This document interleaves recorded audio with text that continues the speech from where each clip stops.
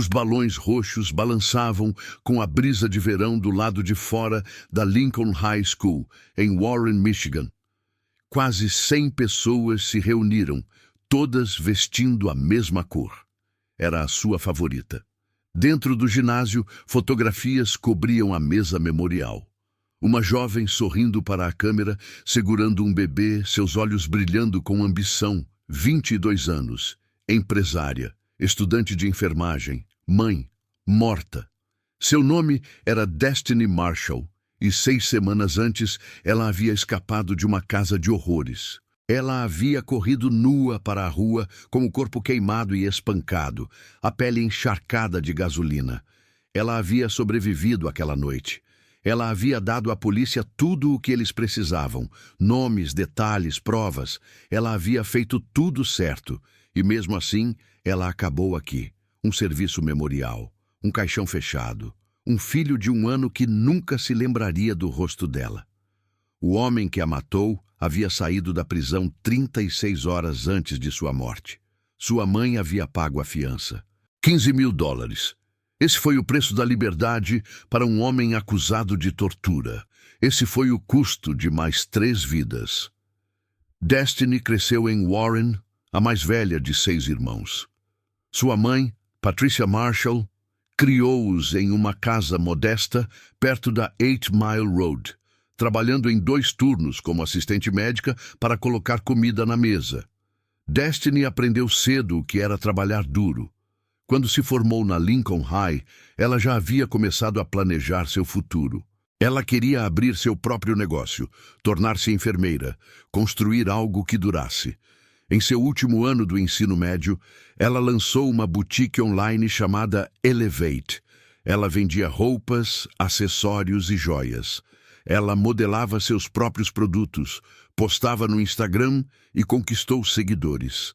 As pessoas eram atraídas por sua energia.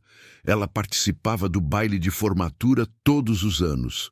Não porque fazia campanha para isso, mas porque era assim que Destiny era. Quando ela entrava em uma sala, as pessoas notavam. Seu irmão Marcos se lembrava desses anos com carinho. Ela tinha um jeito de fazer você se sentir importante. Mesmo quando estava ocupada com a escola, com o trabalho, com tudo, ela sempre tinha tempo. Ela sentava com você, ouvia, dava conselhos. Ela era apenas 1 ano mais velha que eu, mas parecia a pessoa mais sábia que eu conhecia. Em março de 2020, Destiny conheceu alguém. O nome dele era Kyle Richardson. Ele tinha 19 anos, 1 ano mais novo que ela. Alto e charmoso, de uma forma que fazia as pessoas confiarem nele rapidamente. Eles se conheceram em uma festa em Detroit. Ele disse que ela era linda. Ela agradeceu. Ele pediu o número dela. Ela deu. Em 1 semana, eles estavam inseparáveis. Kyle cresceu em Harper Woods, um pequeno subúrbio a leste de Detroit. Sua mãe, Linda Richardson, era motorista de transporte médico. Seu padrasto, Thomas Richardson, era enfermeiro e veterano da Força Aérea. No papel, Kyle vinha de um lar estável, mas havia coisas que as pessoas não viam. A raiva que fervilhava sob sua aparência calma, o ciúme que se transformava em obsessão, a necessidade de controlar tudo ao seu redor. No início, o relacionamento parecia perfeito. Kyle era atencioso. Ele ligava para Destiny todos os dias, às vezes várias vezes. Ele queria saber onde ela estava, com quem estava, o que estava fazendo. Destiny achava isso romântico. Ela nunca tinha tido alguém que se importasse tanto. Suas amigas viam as coisas de maneira diferente. Elas percebiam como Kyle aparecia sem avisar. Como ele vasculhava o celular dela quando ela não estava olhando. Como ele fazia comentários sobre suas roupas, suas postagens, os homens que deixavam comentários em suas fotos. No verão de 2020, Destiny estava grávida. Ela tinha 20 anos, ainda estava construindo seu negócio, ainda estava na escola. Kyle prometeu que tudo ficaria bem. Ele cuidaria dela. Eles criariam seu filho juntos. Eles construiriam uma vida. Destiny acreditou nele. Em março de 2021, o filho deles nasceu. Destiny postou uma foto no Facebook no dia em que o trouxe do hospital para casa. Ela escreveu uma longa legenda sobre maternidade, sobre sacrifício, sobre a vida que estava construindo para seu filho. Ela marcou Kyle na postagem. Ela o chamou de pai incrível. Ela disse que eles estavam construindo um império juntos. Mas por trás das postagens, por trás dos sorrisos, algo mais sombrio estava crescendo. O ciúme de Kyle se intensificou após o nascimento do bebê. Ele acusou Destiny de traição. Ele exigia acesso ao celular dela constantemente. Ele queria suas senhas, suas mensagens, seus registros de chamadas. Quando ela se recusava, ele explodia. A primeira vez que ele a bateu, ela ficou chocada. Ele se desculpou imediatamente. Ele chorou. Ele disse que isso nunca mais aconteceria. Ela o perdoou. Isso aconteceu novamente e novamente. Na primavera de 2022, Destiny havia parado de postar tanto. Sua boutique ainda estava funcionando, mas as fotos eram menos frequentes. Seus amigos notaram que ela havia ficado mais quieta. Ela parou de sair, parou de atender ligações. Quando perguntaram se ela estava bem, ela disse que estava bem, apenas ocupada, apenas cansada, apenas lidando com a vida. Patricia Marshall, mãe de Destiny, viu os hematomas. Ela perguntou à filha o que estava acontecendo. Destiny mentiu. Ela disse que havia caído. Ela disse que o bebê a havia chutado acidentalmente. Ela disse que estava tudo bem. Patricia não acreditou nela, mas Destiny não quis falar. Ela havia construído uma vida com Kyle. Eles tinham um filho juntos. Eles possuíam coisas juntos. Ir embora significava recomeçar do zero. Então, ela ficou. Marcos, seu irmão, lembrou-se da última vez que viu sua irmã realmente feliz. Era final de maio de 2022. Eles tinham ido a um bar de karaokê em Detroit com alguns amigos. Destiny cantou sua música favorita, rindo e dançando como costumava fazer. Marcos gravou um vídeo em seu celular. No clipe, Destiny está sorrindo abertamente, com os braços ao redor do irmão, ambos cantando desafinados. Foi uma das últimas boas lembranças que ele teria dela. 3 semanas depois, tudo mudou. 5 de junho de 2022, 3 da manhã. Kyle acordou Destiny. Ele queria o celular dela. Ele queria a senha. Ela se recusou. O que aconteceu a seguir seria descrito nos documentos do tribunal como um dos casos de violência doméstica mais brutais que os promotores do condado de Wayne já viram. Kyle manteve Destiny refém em sua casa por quase 5 horas. Ele a espancou. Ele a estrangulou com um cabo de extensão, apertando-o até que ela não conseguisse respirar, depois soltando-o, repetidamente. Ele jogou gasolina em seu corpo. Ele aqueceu uma espátula de metal no fogão e queimou seus braços e pernas. Ele a ameaçou com uma furadeira elétrica. Ele a bateu com o cinto até que ela mal conseguisse ficar de pé. Quando Kyle finalmente saiu do quarto para descansar, Destiny correu. Ela não pegou roupas. Ela não pegou seu telefone. Ela correu nua pela porta da frente e pela rua até a casa de uma vizinha. A vizinha, uma mulher mais velha chamada Ruth Caldwell, abriu a porta e imediatamente ligou para o 911. Kyle seguiu Destiny até fora e chutou a porta de Ruth, mas quando ouviu sirenes, ele fugiu. A polícia encontrou Destiny no sofá de Ruth, enrolada em um cobertor, seu corpo coberto de queimaduras e hematomas. Ela contou tudo para eles: o ciúme, o controle, a violência, a tortura. Os policiais emitiram um mandado de prisão para Kyle. Eles o encontraram mais tarde naquela manhã na casa de sua mãe em Harper Woods. Ele foi levado sob custódia sem incidentes. De sua cama no hospital, Destiny deu um depoimento completo aos detetives. Ela descreveu todos os detalhes do que Kyle havia feito. Ela apresentou queixa. Ela queria que ele fosse para a prisão. Ela queria que ele fosse embora.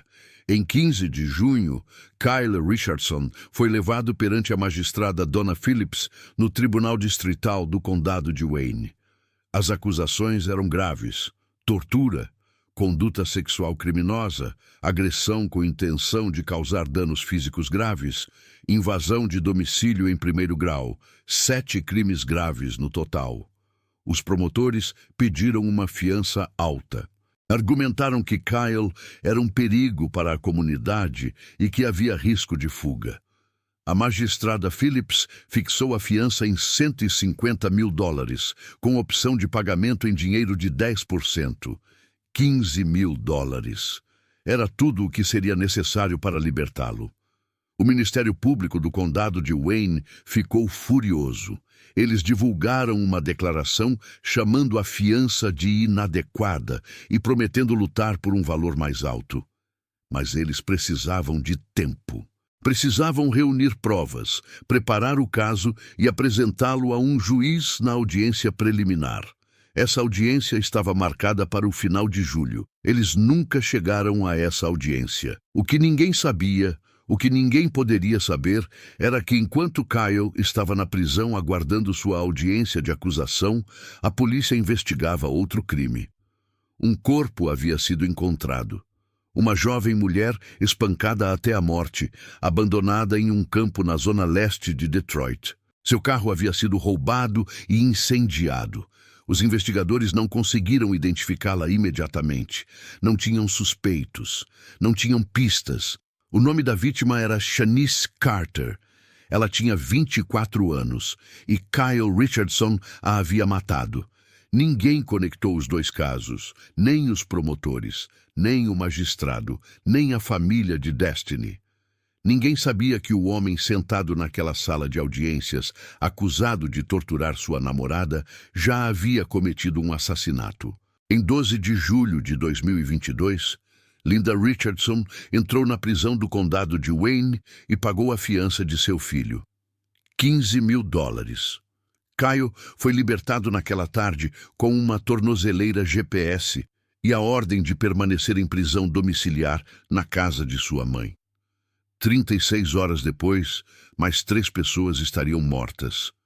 Linda Richardson assinou a papelada na recepção da prisão do condado de Wayne pouco depois das 2 da tarde. $15 mil. Ela havia sacado essa quantia de sua conta de aposentadoria naquela manhã. Suas mãos tremiam ao entregar o cheque administrativo. O funcionário mal olhou para ela. Era rotina. As pessoas pagavam fiança todos os dias. Kyle saiu da prisão vestindo as mesmas roupas que usava quando foi preso 5 semanas antes. Ele não agradeceu à mãe, não disse nada. Apenas caminhou até o carro dela e sentou-se no banco do passageiro. Linda o levou para casa, na Oakwood Street, em Harper Woods. Thomas Richardson, padrasto de Kyle, esperava na garagem. Ele não falou com Kyle, entrou em casa sem dizer nada. Um oficial do tribunal chegou 1 hora depois para colocar um monitor GPS no tornozelo de Kyle. Os termos eram claros: prisão domiciliar.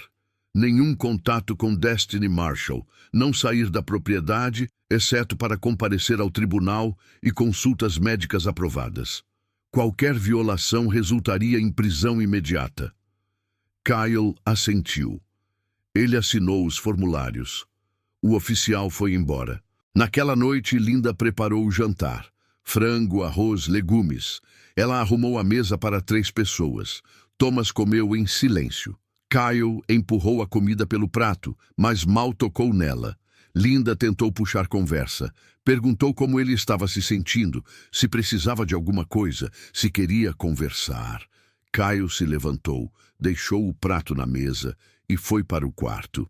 Linda ouviu a porta trancar. Ela disse a si mesma que tinha feito a coisa certa. Ele era seu filho. Mães não abandonam seus filhos. Mães dão segundas chances. Ela tinha criado Kyle para ser melhor do que isso. Ela tinha lhe dado tudo. Um bom lar, estabilidade, amor. Isso tinha que ser um erro, um mal-entendido. O tribunal veria isso. Ele receberia ajuda. Ele mudaria. Thomas discordava.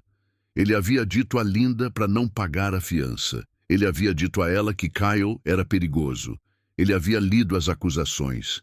Tortura. Essa palavra por si só já deveria ter sido suficiente. Mas Linda não quis ouvir. Ela não conseguia aceitar que seu filho fosse capaz do que a polícia dizia que ele havia feito. Thomas parou de discutir.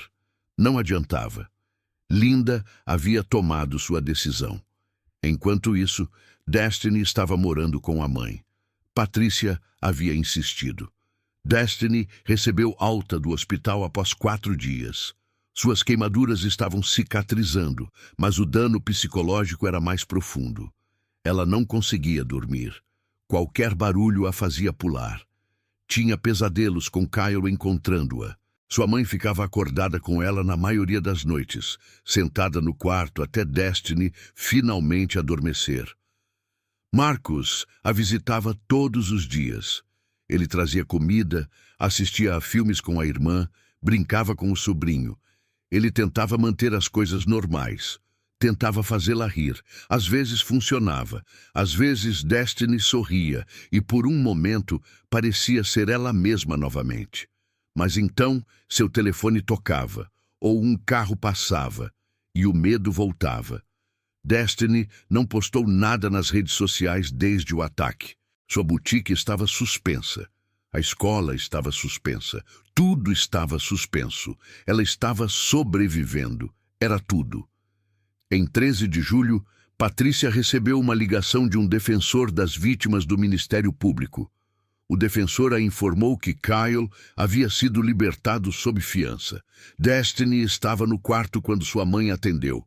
Ela viu o rosto da mãe mudar. Sabia que algo estava errado. Ele está solto, disse Patrícia depois de desligar.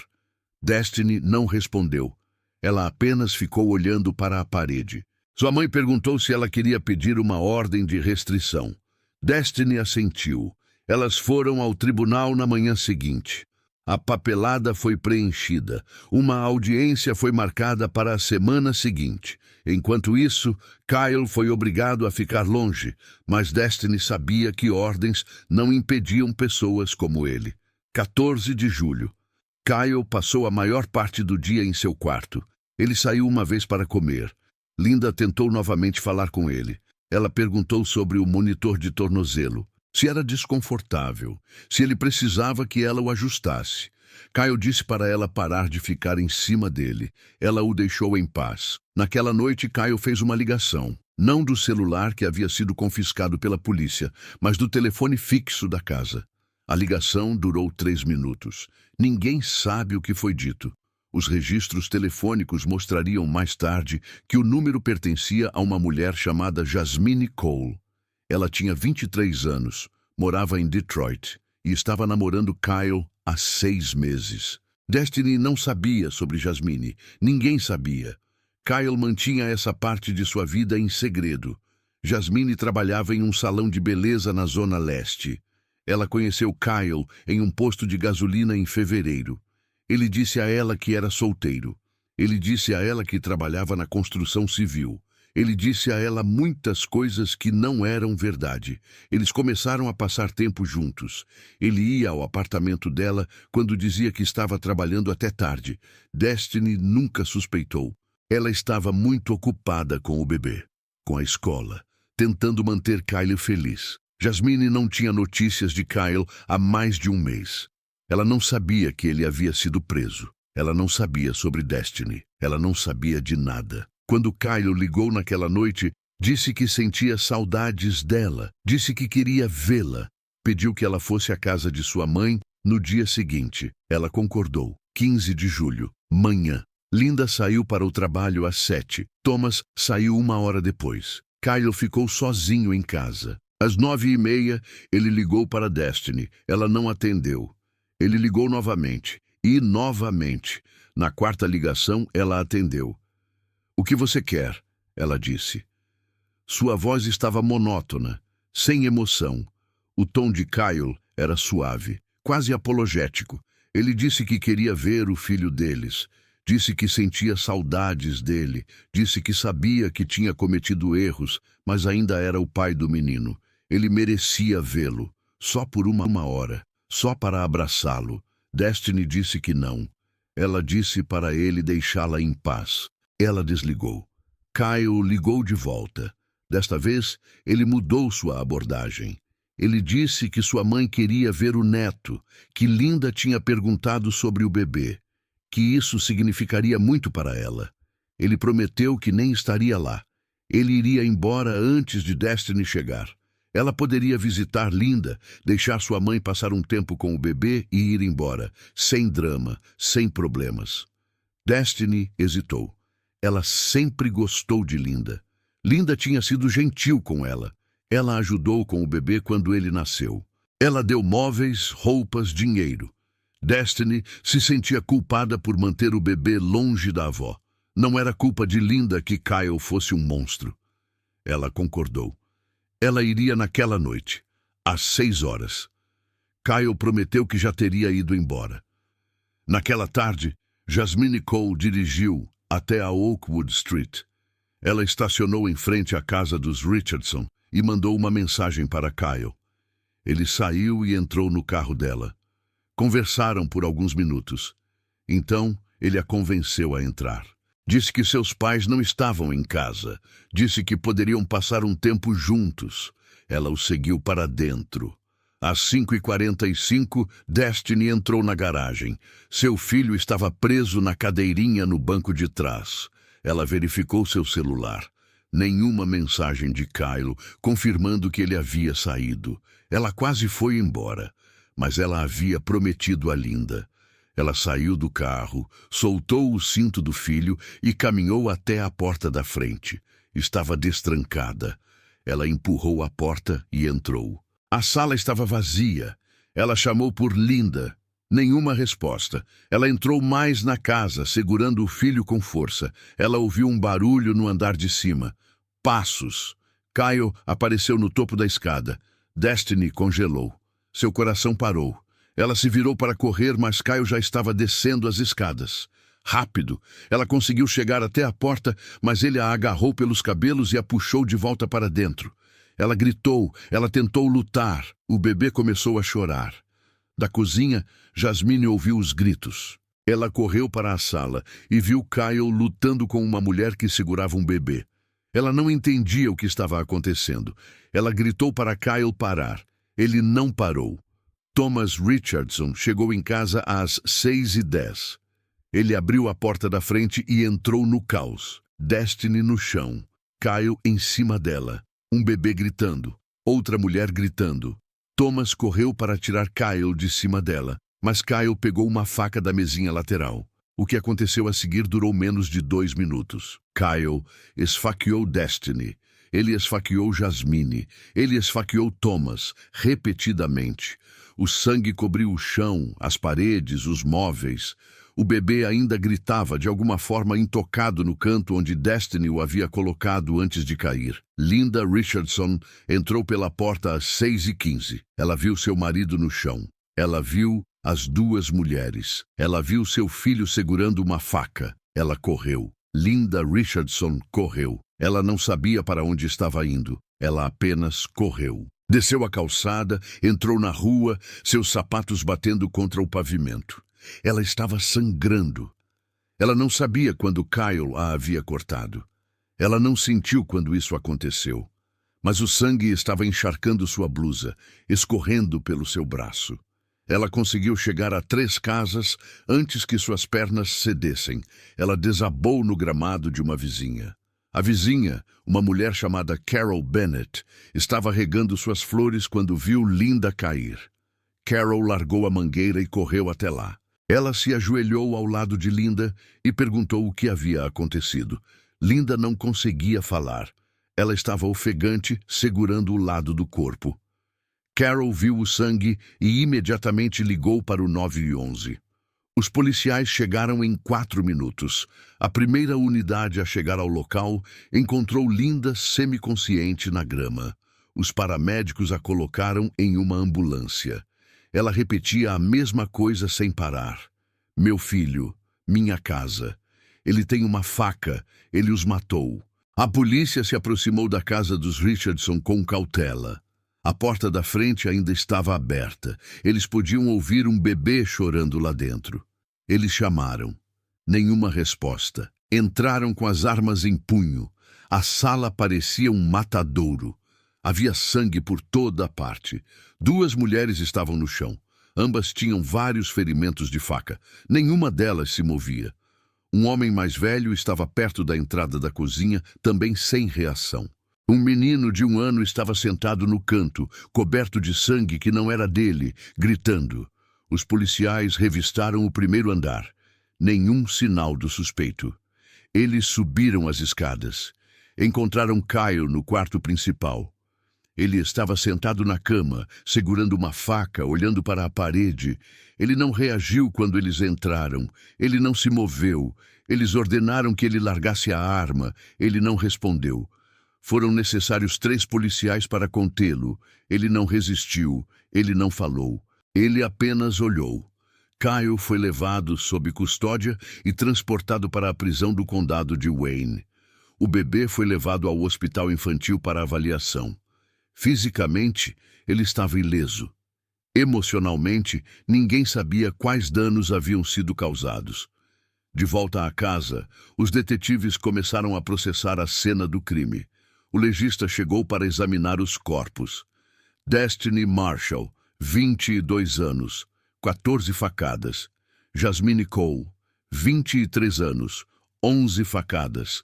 Thomas Richardson, 71 anos, 9 facadas. Todos os 3 foram declarados mortos no local.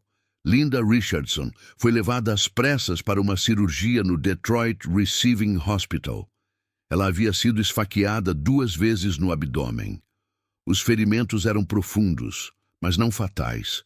Os médicos trabalharam por 3 horas para reparar os danos. Ela sobreviveu. Quando acordou, um detetive estava esperando para tomar seu depoimento. Ela contou tudo, como havia pago a fiança, como Kyle estava em prisão domiciliar, como ela havia chegado em casa e o encontrado atacando aquelas pessoas.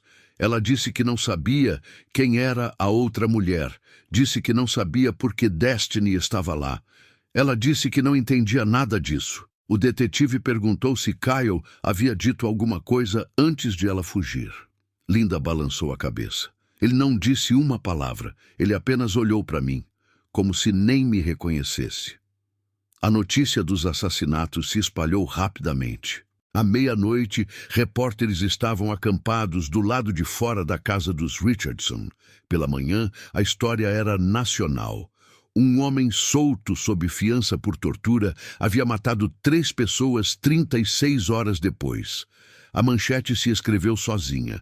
Patricia Marshall recebeu a ligação às 7 da manhã do dia 16 de julho. Um advogado da promotoria informou que sua filha estava morta. Patrícia desmaiou. Marcos estava lá. Ele ouviu sua mãe gritar e correu para o quarto. Ele a viu no chão, com o telefone ainda na mão. Ele pegou o telefone. O advogado repetiu a informação. Destiny havia sido morta. Ela estava na casa do suspeito. A polícia estava investigando. Marcos não entendia. Por que Destiny iria lá? Ela tinha uma ordem de restrição. Sabia que Kyle era perigoso. Nada fazia sentido. Ele ligou para o telefone da irmã. A ligação foi direto para a caixa postal. Ele ligou novamente. E novamente. Continuou ligando até que um detetive atendeu e pediu para ele parar. O telefone agora era uma prova. A família Marshall chegou à delegacia mais tarde naquela manhã. Exigiram respostas. Por que Kyle havia sido solto? Quem aprovou a fiança? Por que ele não estava sendo monitorado? Um supervisor explicou o sistema. A fiança é definida por um magistrado. O monitor GPS rastreia a localização, não as ações. Kyle não havia saído de casa. Tecnicamente, ele não havia violado as condições de sua libertação, até que ele matou 3 pessoas. Patrícia gritou com eles. Ela disse que o sistema havia falhado com sua filha. Ela disse que Destiny havia feito tudo certo. Ela havia denunciado o abuso. Ela havia prestado queixa. Ela havia testemunhado. E mesmo assim ela estava morta. O supervisor não teve resposta. Naquela tarde, o promotor do condado de Wayne, Daniel Hayes, deu uma entrevista coletiva. Ele estava em um pódio cercado por microfones e câmeras. Parecia exausto. Começou expressando suas condolências às famílias das vítimas. Em seguida, abordou a decisão sobre a fiança. A magistrada Donna Phillips estabeleceu uma fiança totalmente inadequada, dada a gravidade das acusações. Nosso escritório se opôs. Solicitamos uma fiança mais alta. Estávamos nos preparando para apresentar provas em uma audiência preliminar para argumentar a favor da prisão preventiva. Nunca tivemos essa chance. Essa tragédia poderia ter sido evitada. Os repórteres gritavam perguntas. Por que a fiança era tão baixa? O que aconteceria com a magistrada? Haveria uma investigação? Hayes levantou a mão para pedir silêncio. Ele disse que o Ministério Público revisaria todos os casos tratados pela magistrada Phillips. Ele disse que pressionariam por uma reforma da fiança. Ele disse que Kyle Richardson nunca mais veria a luz do dia. Mas nada disso trouxe Destiny de volta. Nada disso trouxe Jasmine de volta. Nada disso trouxe Thomas de volta. A mãe de Jasmine Cole, Angela Cole, soube da morte da filha pelo noticiário. Ela estava no trabalho quando um colega lhe mostrou uma manchete no celular. Mulher de Detroit morta em triplo homicídio. O nome de Jasmine estava listado como uma das vítimas. Angela ligou para a polícia. Eles confirmaram.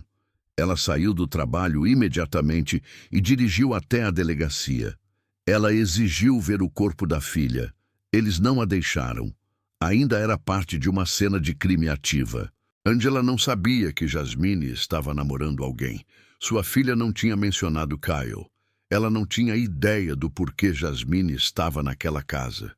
Os detetives a entrevistaram por 2 horas, tentando reconstruir o relacionamento. Angela não pôde ajudá-los. Ela não sabia de nada. A família de Thomas Richardson foi notificada pela polícia no mesmo dia. Sua filha de um casamento anterior, Monica Richardson, morava na Geórgia. Ela havia falado com o pai por telefone apenas 3 dias antes. Ele parecia feliz. Ele havia falado sobre a aposentadoria, sobre viajar, sobre passar mais tempo com a família. Agora ele se fora. Mônica culpou Linda. Ela disse que Linda nunca deveria ter pago a fiança. Ela disse que Linda havia incentivado Kyle. Ela disse que Linda havia trazido um assassino para dentro de sua casa e feito com que seu pai fosse assassinado.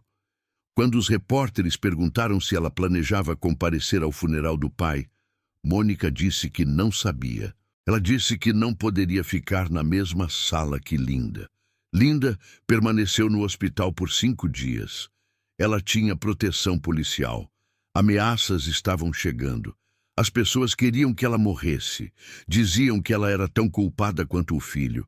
Diziam que ela havia matado aquelas pessoas ao libertá-lo. Linda não falava com ninguém. Ela ficava olhando para o teto e chorava. Em 20 de julho, Kyle Richardson foi levado perante o juiz Victor Hamilton no Tribunal de Justiça do Condado de Wayne. As acusações foram lidas em voz alta. 3 acusações de homicídio doloso. Uma acusação de agressão com intenção de matar. O juiz Hamilton analisou o processo. Ele olhou para Kyle. Ele perguntou se o réu tinha algo a dizer. Kyle permaneceu em silêncio. Seu advogado, nomeado pelo tribunal, falou por ele. Foram apresentadas alegações de inocência em todas as acusações. O juiz Hamilton marcou a próxima audiência para agosto. A fiança foi negada. Kyle foi encaminhado à prisão do condado de Wayne, onde ficaria até o julgamento. Enquanto os policiais o levavam para fora do tribunal, os familiares das vítimas gritavam com ele. Monstro! Assassino! Apodreça no inferno! Kyle não reagiu. Ele manteve os olhos fixos à frente e saiu. Fora do tribunal, Patricia Marshall falou com os repórteres. Ela estava ao lado de Marcus e seus outros filhos. Ela segurava uma foto de Destiny. Ela disse que sua filha era uma luz, uma lutadora, uma sobrevivente. Ela disse que Destiny tentou escapar. Ela confiou no sistema para protegê-la, e o sistema falhou. Isso nunca deveria ter acontecido. Minha filha deveria estar viva. Kyle Richardson deveria estar na prisão. Em vez disso, ele foi solto e 3 pessoas estão mortas. Alguém precisa ser responsabilizado, mas a responsabilização não seria fácil. E a verdade completa ainda estava oculta. 3 meses se passaram. Os funerais foram realizados. Destiny foi enterrada em um caixão roxo no cemitério Roseland Park. Mais de 200 pessoas compareceram. Seu filho estava lá, muito jovem, para entender por que todos estavam chorando. Patrícia o segurou durante o serviço, sussurrando para ele sobre sua mãe, sobre como ela era forte, sobre o quanto ela o amava. O funeral de Jasmine Cole foi menor. Angela organizou tudo sozinha. O pai de Jasmine a abandonou quando ela era criança. Ela não tinha irmãos. Apenas sua mãe e alguns amigos próximos. Eles se reuniram em uma pequena capela em Detroit. Angela mal falou. Ela sentou-se na primeira fila, olhando para o caixão, tentando entender por que sua filha estava naquela casa. Thomas Richardson foi enterrado com honras militares. Seus colegas veteranos compareceram em uniforme. Eles dobraram a bandeira e a entregaram a Mônica. Ela a aceitou sem olhar para Linda. Linda recebeu alta do hospital, mas não compareceu ao funeral. Ela ficou em casa, sozinha. Kyle permaneceu na prisão. Seu advogado o visitou 2 vezes. Ambas as reuniões duraram menos de 10 minutos. Kyle se recusou a cooperar. Ele não quis discutir o caso, não quis explicar o que aconteceu. Ele apenas ficou sentado em silêncio, olhando para a mesa. Em setembro, os detetives que trabalhavam no caso de Kyle receberam uma ligação da unidade de casos arquivados. Eles estavam revisando homicídios não resolvidos de junho e notaram algo. Uma vítima não identificada encontrada em 8 de junho. Mulher. Na casa dos 20 anos. Traumatismo craniano causado por objeto contundente. Seu carro havia sido roubado e queimado. Nenhum suspeito, nenhuma pista. Eles finalmente a identificaram através dos registros dentários. Seu nome era Shanice Carter, 24 anos. Vista pela última vez, saindo de seu apartamento em 7 de junho. O detetive perguntou se o nome significava alguma coisa. Não significava. Mesmo assim, eles verificaram em seu banco de dados. Os registros telefônicos de Shanice mostraram que sua última ligação foi para um número registrado em nome de Kyle Richardson. A ligação durou 4 minutos. Foi feita às 21h30 da noite de 7 de junho, menos de 12 horas antes de seu corpo ser encontrado. O detetive responsável pelo caso arquivado entrou em contato com o investigador principal do triplo homicídio de Kyle. Eles compararam suas anotações. Kyle havia sido preso em 5 de junho por torturar Destiny. Ele ficou sob custódia até sua audiência preliminar em 15 de junho, mas Shanice havia sido morta em 8 de junho. Kyle estava na prisão quando ela morreu. Ou pelo menos era o que eles pensavam. Eles consultaram os registros de prisão de Kyle. Ele havia sido preso às 11h20 do dia 5 de junho, mas o processo de admissão foi atrasado devido à superlotação. Ele só foi oficialmente processado às 2 da tarde do dia 6 de junho. Isso significava que por quase 15 horas, Kyle esteve sob custódia, mas ainda não havia sido registrado no sistema. Durante esse período, a fiança não pôde ser definida. Ele estava essencialmente em um limbo. Só que havia um problema. As imagens de vigilância da prisão mostravam Kyle em uma cela de detenção no dia 7 de junho. Mas, no dia 8 de junho, havia uma lacuna. Das 6 da manhã até o meio-dia, Kyle não apareceu nas câmeras. Os registros de segurança mostravam que ele havia sido transferido para uma avaliação médica. Um agente o escoltou até a enfermaria, mas a enfermaria não tinha nenhum registro de atendimento a ele naquele dia. Os detetives solicitaram os registros de transporte. Eles encontraram a entrada. Kyle Richardson havia sido escoltado até a enfermaria às 6h15 do dia 8 de junho. O agente que o escoltou assinou sua saída, mas não havia registro de entrada na enfermaria e nenhum registro de seu retorno à cela até o meio-dia. 6 horas sem explicação. O policial que escoltou Kyle foi interrogado. Ele disse que deixou Kyle na enfermaria e voltou ao seu posto. Ele presumiu que a equipe médica tivesse registrado sua entrada. A equipe médica disse que Kyle nunca chegou. Em algum lugar entre o bloco de celas e a enfermaria, Kyle desapareceu por 6 horas. Os investigadores analisaram as imagens das câmaras externas do perímetro da prisão. Às 7h40 da manhã do dia 8 de junho, um homem que correspondia à descrição de Kyle foi visto a caminhar perto da doca de carga traseira. Não estava algemado, não estava acompanhado por nenhum agente. Saiu do campo de visão da câmara em direção à rua. Eles analisaram as imagens das câmaras de trânsito da área circundante. Às 8h10, Kyle foi visto a entrar num sedã escuro a 2 quarteirões da prisão.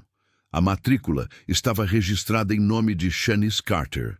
A linha do tempo agora fazia sentido.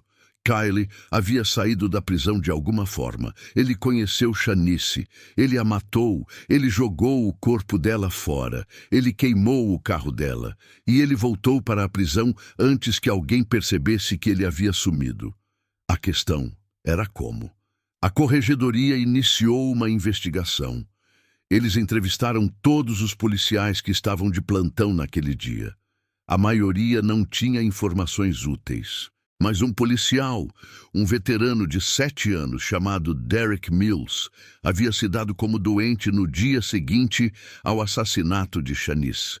Ele não havia voltado ao trabalho desde então. Os investigadores foram à sua casa. Ele havia desaparecido.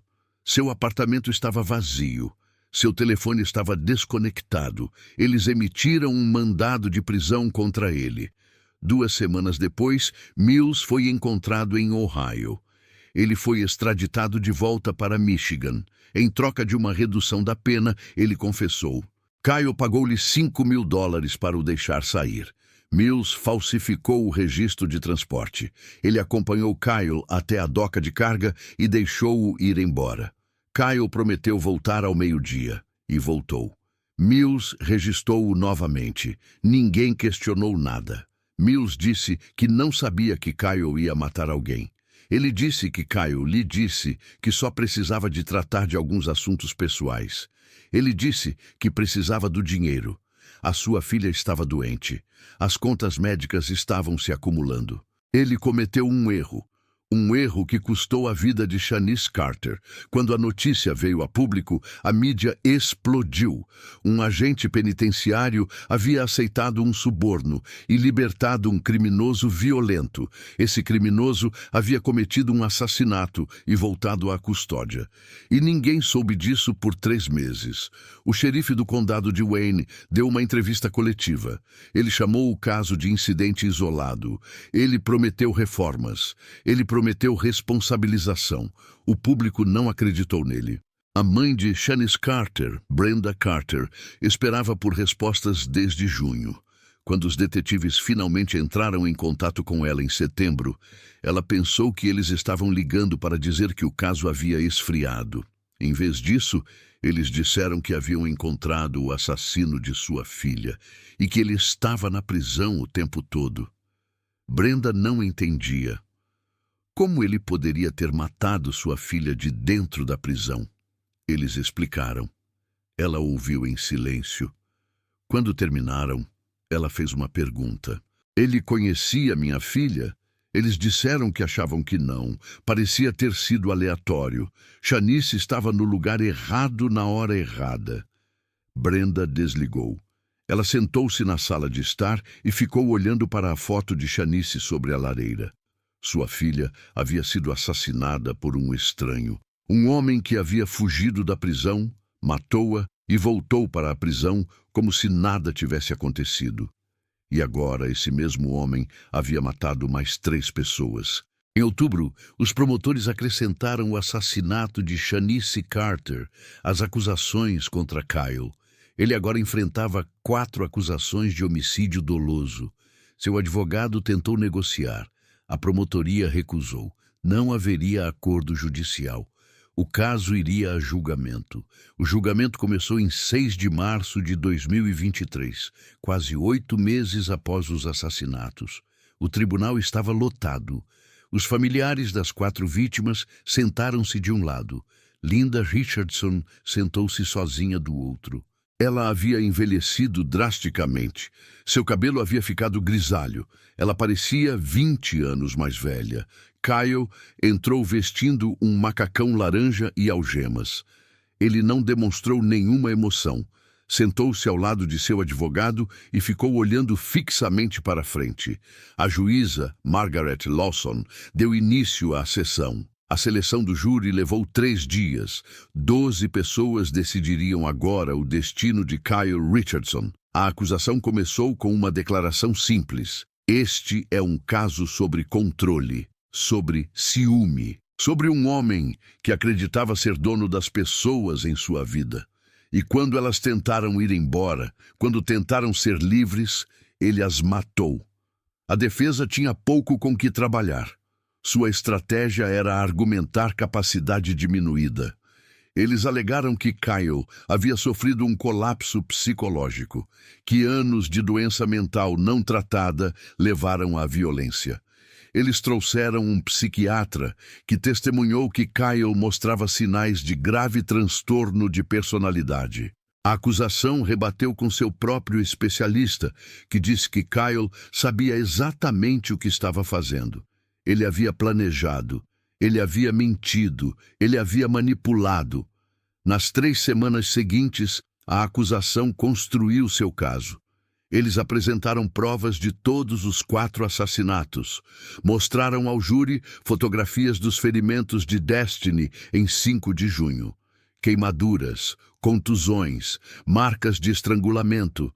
Mostraram fotos da cena do crime na casa da Oakwood Street. Sangue nas paredes, sangue no chão. O júri desviou o olhar. Chamaram testemunhas. Ruth Caldwell testemunhou sobre a noite em que Destiny bateu à sua porta. Descreveu o estado em que Destiny se encontrava, como ela parecia aterrorizada, como repetia que ele ia matá-la. A defesa não fez contra-interrogatório. Carol Bennett testemunhou sobre ter encontrado Linda Richardson no seu relvado, sobre o sangue, sobre como Linda repetia "meu filho" sem parar. O júri tomou notas. Os detetives testemunharam sobre a fuga da prisão, sobre o assassinato de Shanice Carter, sobre o suborno, sobre como Kyle havia saído da custódia, matado uma mulher e voltado. O júri olhou para Kyle. Ele não reagiu. Angela Cole subiu ao banco das testemunhas. Ela falou sobre Jasmine, sobre como sua filha tinha sonhos, como ela queria abrir seu próprio salão de beleza um dia, como ela estava economizando dinheiro, como ela estava planejando seu futuro e como ela confiou na pessoa errada. Angela chorou durante todo o seu depoimento. A defesa não fez nenhuma pergunta a ela. Brenda Carter testemunhou em seguida. Ela falou sobre Shanice, sobre como elas eram próximas, sobre como Shanice ligava para ela todos os dias, sobre como ela estava planejando visitá-la no feriado de 4 de julho, mas nunca conseguiu. Brenda disse que ainda esperava por aqueles telefonemas, que às vezes se esquecia que Shanice tinha partido. O tribunal ficou em silêncio. Monica Richardson falou sobre o pai, sobre o seu serviço na Força Aérea, sobre como ele tinha sobrevivido à guerra apenas para ser morto na sua própria casa. Ela disse que Thomas tinha tentado salvar aquelas mulheres, que tinha morrido ao tentar protegê-las. Ela olhou diretamente para Linda quando disse isso. Linda baixou os olhos. Patricia Marshall foi a última membro da família a testemunhar. Ela caminhou lentamente até o banco das testemunhas. Ela segurava uma foto de Destiny. O promotor pediu que ela falasse ao júri sobre sua filha. Patricia falou por 20 minutos. Ela falou sobre os sonhos de Destiny, seu negócio, seu filho, sua força. Ela falou sobre como Destiny havia lutado para sobreviver, como ela havia denunciado o abuso, como ela havia confiado no sistema, e o sistema falhou com ela. A voz de Patricia se quebrou. Minha filha fez tudo certo. Ela fugiu. Ela chamou a polícia. Ela apresentou queixa. Ela deveria estar segura. Mas um magistrado decidiu que $15.000 eram suficientes para deixar seu agressor em liberdade. E 36 horas depois, minha filha estava morta. A defesa protestou.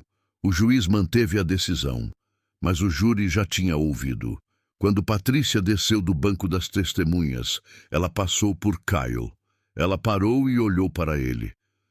Você sente alguma coisa? Ela perguntou. Kyle não respondeu. Os oficiais de justiça a acompanharam até a saída. A acusação encerrou sua argumentação. A defesa chamou apenas 2 testemunhas, o psiquiatra e a tia de Kyle, que testemunhou que Kyle era uma criança tranquila, que ele tinha dificuldades na escola, que ele sofria bullying. Não importava. As provas eram contundentes. Em 28 de março, começaram as alegações finais. O promotor ficou diante do júri. Ele relatou todos os detalhes. Cada vítima, cada mentira, cada momento de violência. Ele disse que Kyle Richardson não estava doente. Ele não estava quebrado. Ele era perigoso e merecia passar o resto da vida na prisão. A defesa argumentou que Kyle precisava de ajuda, não de punição, que o sistema também havia falhado com ele, que recursos de saúde mental poderiam ter evitado isso. O júri não pareceu convencido. O juiz Lawson deu instruções. O júri deliberou por 6 horas. Eles voltaram com um veredicto. Culpado. 4 acusações de homicídio doloso, uma acusação de agressão com intenção de matar, uma acusação de tortura, uma acusação de fuga da custódia. Culpado de todas as acusações. Kyle não demonstrou nenhuma reação. Seu advogado colocou a mão em seu ombro. As famílias choraram. Algumas de alívio, outras de tristeza. Patricia desabou nos braços de Marcos. A sentença foi marcada para 2 semanas depois. Em 12 de abril, o tribunal se encheu novamente. Desta vez, as vítimas foram autorizadas a fazer declarações de impacto. Angela Cole falou primeiro. Ela disse a Kyle que ele havia roubado seu único filho, que ela nunca seria avó, que ele havia destruído sua vida. Ela disse que esperava que ele sofresse todos os dias pelo que havia feito. Brenda Carter falou em seguida. Ela disse que Shanice não havia feito nada a ele, que ela nem mesmo o conhecia, que ele a havia matado sem motivo. Ela disse que nunca o perdoaria. Nunca. Monica Richardson dirigiu-se ao tribunal. Ela disse que seu pai tinha sido um herói, que ele tinha servido seu país, que ele tinha morrido protegendo estranhos. Ela disse que Kyle era um covarde, que ele tinha assassinado pessoas indefesas. Ela disse que esperava que ele apodrecesse. Marcus Marshall leu uma declaração em nome de sua família. Ele falou sobre o filho de Destiny, sobre como o menino cresceria sem sua mãe, sobre como ele teria que explicar um dia por que ela tinha partido. Ele disse que Kyle havia tirado tudo deles. Ele se virou para Kyle. Você é um monstro. Você merece algo pior do que a prisão. A juíza Lawson permitiu que Kyle fizesse uma declaração, se desejasse. Seu advogado desaconselhou isso. Kyle levantou-se mesmo assim. Ele olhou para as famílias. Ele abriu a boca. Então, ele a fechou. Ele sentou-se sem dizer uma palavra. A juíza Lawson Dirigiu-se ao tribunal. Ela disse que havia presidido muitos casos, mas este se destacava. Não por causa da brutalidade, embora isso fosse inegável, mas porque era evitável. Ela disse que o sistema teve várias oportunidades de impedir Kyle Richardson, e todas as vezes o sistema falhou. Ela o condenou à prisão perpétua sem possibilidade de liberdade condicional. 4 penas consecutivas de prisão perpétua, uma para cada vítima, mais 20 anos adicionais pelas outras acusações. Kyle morreria na prisão. Enquanto os policiais o levavam, Linda Richardson levantou-se. Ela tentou falar. Ninguém a deixou. As famílias saíram. Linda sentou-se sozinha. No dia seguinte à sentença, a magistrada Donna Phillips renunciou. Ela divulgou uma breve declaração por meio de seu advogado. Ela expressou simpatia pelas famílias das vítimas e disse que assumia total responsabilidade por sua decisão sobre a fiança. Ela não explicou por que havia definido um valor tão baixo. Ela não se desculpou, simplesmente renunciou e desapareceu da vida pública. O Ministério Público do Condado de Wayne iniciou uma revisão de todos os casos que Phillips havia julgado durante seu mandato.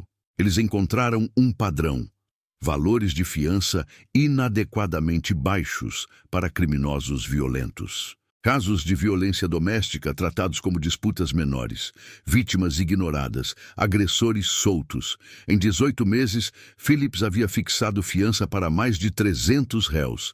Quase metade havia sido presa novamente enquanto aguardava julgamento.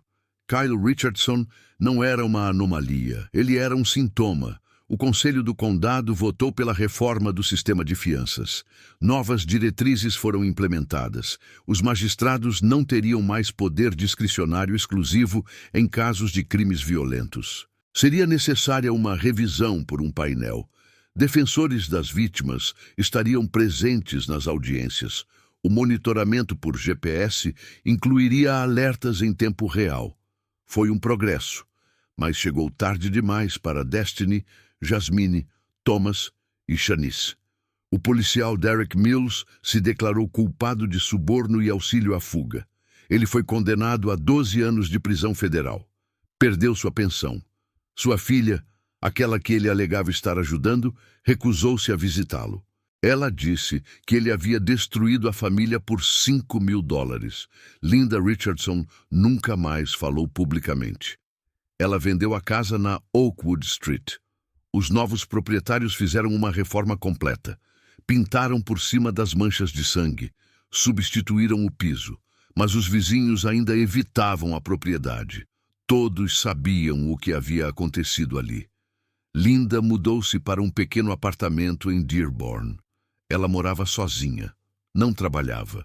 Sobrevivia com a pensão de Thomas e a previdência social. Ocasionalmente, repórteres a encontravam e pediam comentários.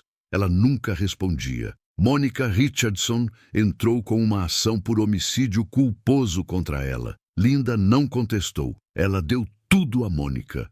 O dinheiro da venda da casa, o seguro de vida de Thomas, tudo. Isso não trouxe Thomas de volta, mas Monica disse que era alguma coisa. Patricia Marshall tornou-se uma defensora. Viajou por escolas secundárias em Michigan, falando sobre violência doméstica. Às vezes, levava o filho de Destiny com ela. Mostrava a foto dele e dizia aos alunos que aquele menino nunca conheceria a mãe. Explicava os sinais de alerta: ciúme, controle, isolamento, violência. Dizia às jovens que ir embora não era fraqueza, ficar não era amor, e quem dissesse o contrário não tinha os melhores interesses delas em mente. Marcus criou uma fundação em nome de Destiny. Ela fornecia assistência financeira a sobreviventes de violência doméstica que tentavam sair de relacionamentos abusivos. Moradia de emergência, honorários advocatícios, cuidados infantis, transporte, todas as coisas com as quais Destiny se preocupava quando pensava em deixar Kyle. A fundação ajudou mais de 200 mulheres em seu primeiro ano. Angela Cole, nunca se recuperou. Ela fechou as contas de Jasmine nas redes sociais, empacotou os pertences da filha, doou a maior parte deles para instituições de caridade, mas guardou a licença de cosmetologia de Jasmine, emoldurou-a e pendurou-a na sala de estar. Era para ser o início da carreira de Jasmine. Em vez disso, tornou-se um memorial. Brenda Carter pressionou por mudanças na forma como as prisões lidam com o transporte de detentos. Ela testemunhou perante a legislatura estadual. Ela exigiu responsabilidade. Ela disse que Shanice havia sido prejudicada por todos os níveis do sistema. Um oficial corrupto, uma prisão negligente, um sistema de fiança falho. Seu testemunho levou a novas políticas de supervisão, auditorias aleatórias, câmeras corporais para todos os oficiais de transporte, rastreamento eletrônico que não poderia ser falsificado. Brenda disse que isso não traria Shanice de volta, mas talvez salvasse outra pessoa. Kyle Richardson está cumprindo sua pena na penitenciária Kinross, na Península Superior de Michigan. Ele está em confinamento solitário desde sua chegada. Os funcionários da prisão dizem que é para sua própria proteção. Os presos não veem com bons olhos homens que assassinam mulheres. Ele não recebe visitas. Linda tentou uma vez. Ele se recusou a vê-la. Ele passa 23 horas por dia em uma cela. Ele vai morrer lá. O filho de Destiny tem agora 7 anos. Vive com Patrícia. Frequenta a escola. Joga futebol. Às vezes, pergunta pela mãe. Patrícia mostra-lhe fotos. Conta-lhe histórias. Certifica-se de que ele sabe que Destiny o amava, que lutou para o proteger, que queria que ele tivesse uma vida melhor. No aniversário dos assassinatos, as famílias se reúnem no cemitério Roseland Park, colocam flores nos túmulos, compartilham memórias, choram juntas. Este ano, o filho de Destiny colocou um desenho na lápide dela. Mostrava 2 figuras esqueléticas, uma alta, outra pequena, ambas sorrindo. Ele escreveu com giz de cera: "Eu e a mamãe no céu." O caso mudou a lei de Michigan. Os juízes agora recebem treinamento obrigatório sobre a dinâmica da violência doméstica. A reforma da fiança continua, mas os defensores dizem que não é suficiente. Todos os anos, mulheres são mortas por parceiros que tentaram deixar. Todos os anos, o sistema falha em protegê-las. Destiny Marshall tinha 22 anos. Ela tinha sonhos. Ela tinha um negócio. Ela tinha um filho. Ela tinha um futuro. Kyle Richardson tirou tudo isso dela, e a decisão de um magistrado permitiu que ele fizesse isso. $15.000, 36 horas, 4 vidas. Os números contam a história, mas eles não capturam a dor, a raiva, a perda que poderia ter sido evitada. Eles não trazem ninguém de volta. Isso é o que resta. Avisos ignorados. Um sistema reformado tarde demais. Famílias destruídas. E a certeza de que isso não precisava ter acontecido. Abuso não é amor. Controle não é cuidado, e segundas chances para agressores muitas vezes significam nenhuma chance para suas vítimas. Se alguém que você conhece está mostrando os sinais, fale. Se você está vivendo isso, saia. Há pessoas que vão ajudar. Há recursos. Há vida além do abuso. Destiny tentou encontrar essa vida. Ela quase conseguiu.